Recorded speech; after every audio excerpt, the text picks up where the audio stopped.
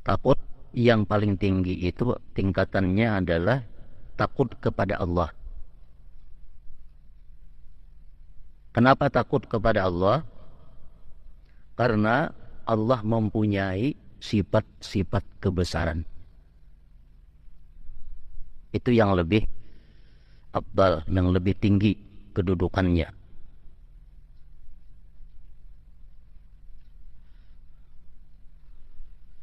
Allah pernah berwahyu kepada Nabi Daud alaihi salam, "Khabni kama takhafu sabu'ad dari."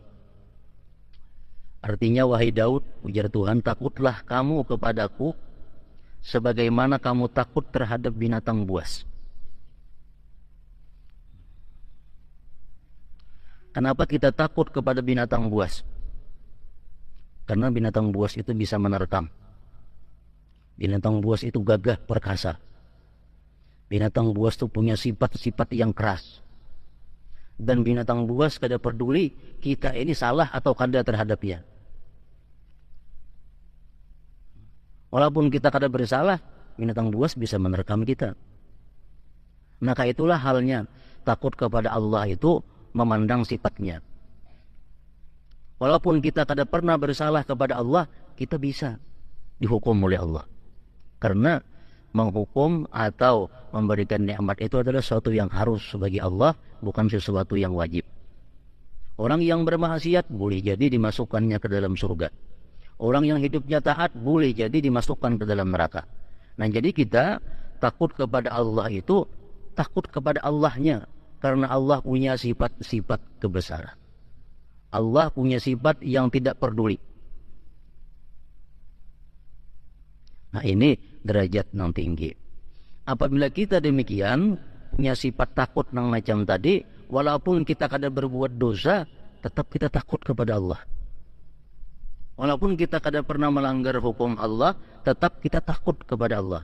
Kenapa? Karena takut kita bukan kepada siksanya, takut kita bukan kepada ancamannya, tapi takut kita kepada Allah itu karena Dia mempunyai sifat-sifat yang demikian tadi.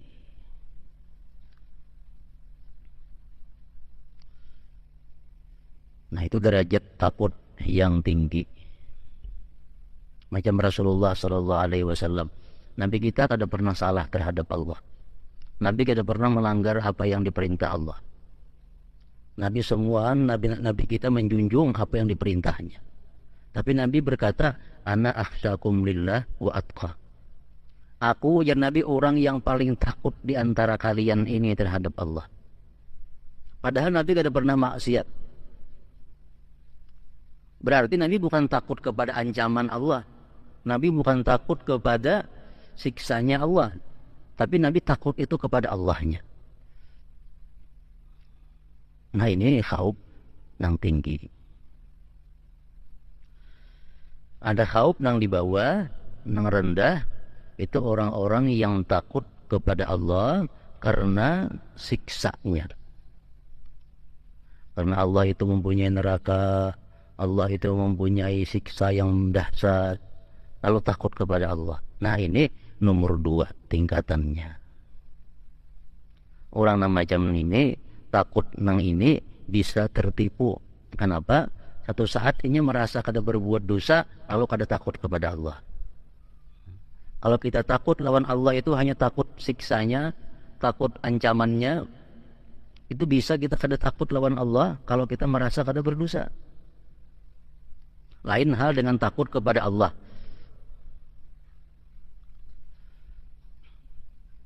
Jadi orang-orang yang beribadah kepada Allah, orang-orang yang menjauhi larangan Allah disebabkan takut. Itu bisa terjadi. Disebabkan harap, bisa juga terjadi. Orang menjauhi yang dilarang Allah karena dia takut kepada Allah. Aku bukan takut siksanya, kada takut kepada Allahnya. Lalu aku tinggalkan ini perbuatan munkar. Aku tinggalkan ini perbuatan yang dilarang. Aku takut kepada Allah. Ini tinggi derajatnya. Ada orang yang meninggalkan munkar, ada orang yang meninggalkan yang diharamkan Allah karena takut dengan ancaman Allah. Kok kadawani melakukan ini karena masuk neraka mati. Kok kadawani melakukan ini karena dikubur, karena dihimpit oleh kubur. Aku kadawani melakukan ini karena kini tidak mati, sakit matinya. Nah ini tingkatan yang kedua, takut bukan kepada Allah, tapi takutnya kepada ancaman-ancaman atau siksa-siksa yang diberikan Allah kepada orang-orang yang melanggarnya. Ini pun bagus juga. Kedudukan yang kedua. Ada lagi orang yang takut berbuat maksiat karena dia khawatir kalau matinya su'ul khatimah. Karena banyak hadis-hadis Rasulullah yang ancaman dosanya itu su'ul khatimah. Salah satunya riba. Orang yang melakukan praktik riba itu ancamannya su'ul khatimah. Maka kedua ini riba. Kenapa? Ini bisa su'ul khatimah matinya. Kedua ini aku melakukan riba, mati bisa haduh iman. Kalau menarik diri daripada riba. Nah ini takutnya kenapa? Takutnya karena su'ul khatimah. Nah ini pun termasuk bagus juga walaupun di urutan yang nomor 2.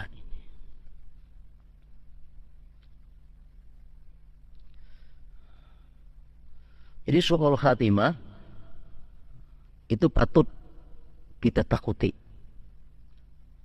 Kenapa sebabnya? Karena su'ul khatimah itu merupakan akhir daripada nilai manusia. Nilai akhir sama dengannya di ujung. Ujar Nabi, innamal a'mal bil khawatim. Nah, amal-amal itu kita dinilai di ujungnya.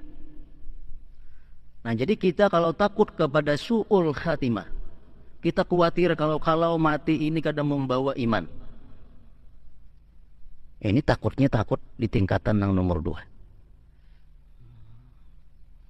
Apalagi kita mengetahui bahwa para ulama menghimpunkan dari berbagai hadis-hadis Rasulullah, mereka menghimpunkan bahwa orang-orang yang su'ul khatimah itu sudah terlihat tanda-tandanya.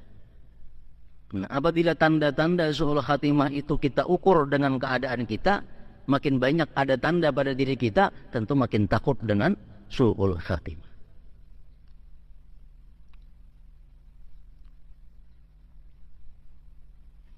Ujar ulama mengatakan sekurang-kurangnya ada 11 alamat yang menunjukkan seseorang itu mati khawatir, nah, dicabut imannya. Artinya su'ul khatimah. Pertama, harisan ala dunia wa jam'il mal. Orang ini suka tamak atas dunia dan suka menghimpunkan harta. Ini satu tanda. Apabila kita ini hidup ketujuh dengan dunia ini dan suka menumpuknya, suka menghimpunkannya, berarti ada sacurit pada diri kita ini alamat su'ul khatimah.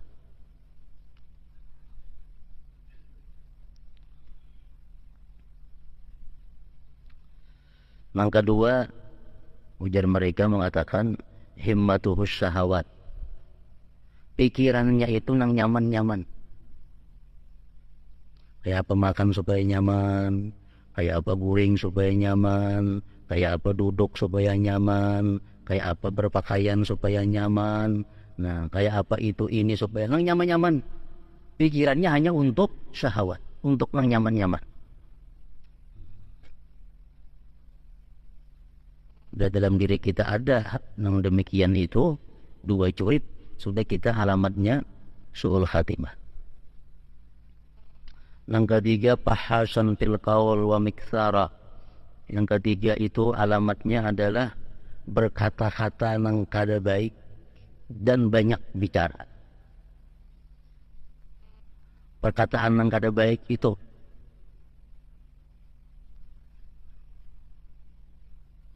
bahasa, perkataan yang jahat. Bungol, nyambat orang, bangsat, binatang. Ketujuh, menyambat nangka itu bahasa. Sekali-sekali itu ada bapaknya gawian. Ada hari kada tersambat, ada bungol itu bilangnya. Baik lawan bini atau lawan anak atau lawan siapa. Ada hari kada lepas simultung itu pada kalimat-kalimat nang jahat keluar. Nah, ini tanda juga. 3 curit sudah. Yang keempat, tahawun bis shalah. Memperinting dengan sembahyang. Sembahyang itu dianggap inting. Arti menganggap inting sembahyang tuh luas. Jam berapa kalian sembahyang zuhur? Tidak ada masalah. Berjamaah kada jadi soal. Berjamaah itu pada dianggapnya satu keuntungan. Kada berjamaah kada dianggap satu kerugian. Itu memperinting sembahyang. Kada peduli sembahyang. Berjamaah kada bapak juga. Walaupun rumah parak lawan langgar 4-5 langkah sampai ke langgar, kada peduli. Nah, tahawun bisa memperinting lawan sembahyang. Sembahyang khusyuk kah, kada kah, berjamaah kah, kada kah, di awal waktu kah, di akhir waktu, kada peduli. Asal tak sembahyang aja. Nah, ini tahawun bisa.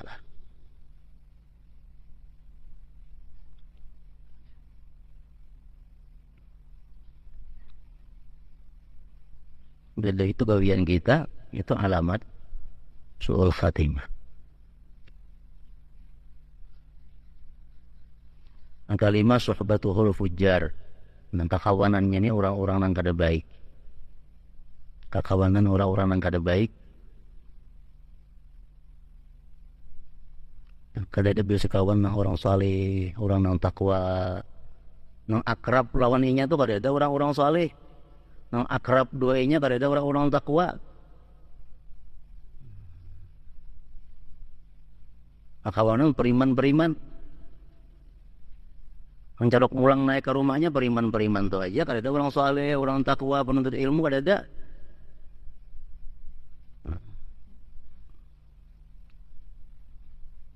Keenam, sayyi'ul khuluq. Jahat perangainya.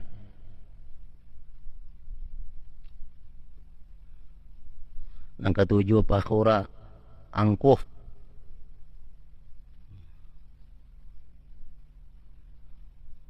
Yang kesembilan, man'ul manfaat linnas, pamalar manfaat diri. Pamalar terhadap manfaat diri. Pokoknya kita berharap batu tulis. Baik tulisan kita. Jangan tulisan bang aku mau dendak. Pamalar lawan manfaat diri. Harap batu tukangan. Ulahan bang jangan lima populer kada hawa. Pamalar lawan manfaat diri. Pergisaan pang ini baikkah kada kan? Asli kada tahu udah tahu. Ada seorang tahu. Nah, pamalar lawan manfaat diri. Tandanya itu. 9, kalilur rahmah. Kada penyayangan. Kada penyayangan.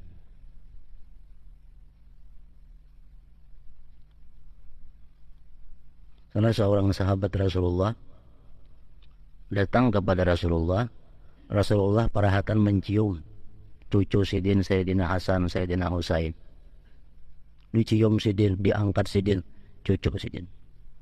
Jadi jadi sahabat Rasulullah tadi, wahai Rasulullah, ulun sambilan bisi anak kada pernah ulun ciumi anak ulun itu. Sambilan bisi anak kada pernah ulun cium anak ulun. Ujian Nabi contoh kada penyayangan ngarannya. Orang kada penyayangan, jadi Nabi kada disayangi Tuhan. Kada penyayangan lawan manusia, lawan makhluk Allah yang lainnya. Yang ke-10, bakhilah. Bakhil. Pemalar. Artinya biar awak uyuh, biar awak sakit, biar sambati orang, asa duit jangan keluar. Pemalaran itu. Duit diulah Tuhan seakan menjaga diri, jangan diri menjaga duit. Aku aja apa? Aku aja disambat orang apakah? Asa duit jangan keluar. Pemalaran itu. Tepaling. Allah menciptakan sesuatu dalam dunia ini, duit macam-macam supaya diri nyaman. Diri supaya nyaman. Jangan disambat orang, jangan lapar. Nah, jangan lapar ibadah, ada apa-apa. 11, nasiyan lil maut, zakiran lil maut illa qalila. Binian tan pemalar. Biniannya umumnya pemalar. Makanya jangan Nabi binian ini supaya banyak-banyak bersedekah. Kenapa? Untuk mengandang diri daripada neraka. Paling banyak penghuni bini neraka itu adalah bini-bini. Begitu Nabi ceramah demikian supaya bini-bini ini banyak-banyak bersedekah. Ada yang melontarkan bunilnya lawan Nabi, ada yang melontarkan ke kalungnya. Kenapa? Karena takutan melawan hadis Nabi tersebut. Nasiyan lil maut la yadhkurul maut illa qalila. Memang ke-11 orang ini jarang mengingat mati. Jarang mengingat mati, kada takutan lawan su'ul khatimah. Kada meminta lawan Tuhan husnul khatimah. Nah ini. Kesimpulannya, orang-orang nang mati bakal husnul khatimah itu adalah orang-orang nang sejak wahai ini takutan dan selalu minta lawan Tuhan husnul khatimah. Sembahyang doa lawan Tuhan, ya Allah berikan hamba husnul khatimah. Sembahyang ya husnul khatimah. Nah, dalam sujud kadang-kadang minta Allahumma khtim li ya husnul khatimah. Nah, itu tanda orang husnul khatimah. Takutan mati itu jahat dan selalu minta lawan Tuhan husnul khatimah. Kalau kita perasaan kada ada takut mati itu kena dicabut iman. Kada ada sampai wah ini kada ada perasaan takut mati itu dicabut iman. Kada pernah tafakur, wah aku ini mati beriman juga, kada kakain yang ada tahu lagi nih. Kada pernah memikirkan itu. Mencari amalan-amalan yang supaya husnul khatimah makin ya, ada sebuah juga. Jadi seolah-olah mati itu ya mati. Nah ini alamat orang yang mati su'ul khatimah. Su'ul khatimah.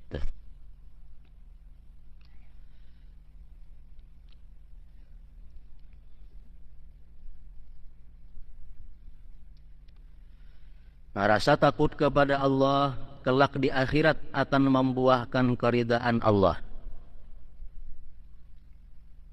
Dan orang yang diridai Allah akan memperoleh surga adat.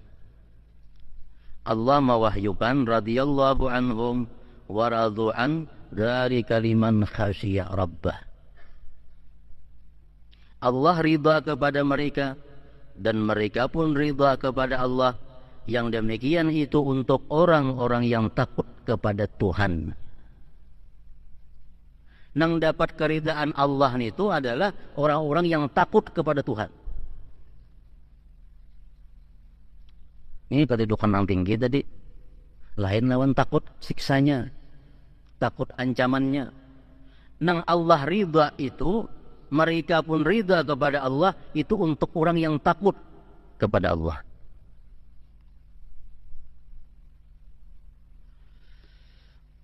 Dalam surah Ar-Rahman disebutkan lagi waliman khafa maqama rabbih jannatan zawata afnan.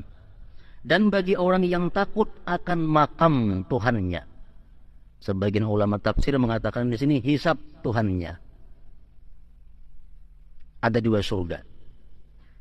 Nah, orang-orang yang takut kepada siksa Allah dapat dua surga. Tapi kalau orang-orang yang takutnya kepada Allah dapat keridaan Allah. Nah ini bandingannya. Kalau kita takut kepada siksanya, kita dapat dua surga.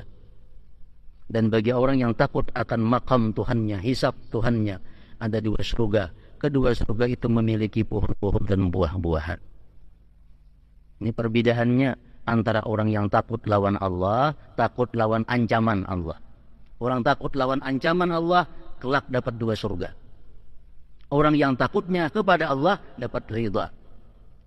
Kalau ridha itu bebas surga mana aja hendak artinya karena Allah meridainya. Radhiyallahu anhum wa radu'an dzalika liman khasyiya rabbah. Jika kamu bertanya mana yang lebih utama, rasa harap atau takut, maka jawabnya adalah sebagaimana perkataan Sayyid Abdullah bin Alawi Al-Haddad radhiyallahu anhu dalam bait syairnya di atas, kilahuma mislud dawa'il ampa. Keduanya adalah obat yang sangat mujarrab. Kita berharap bisa beribadah akhirnya. Takut pun bisa beribadah juga. Keduanya adalah obat yang sangat mujarab.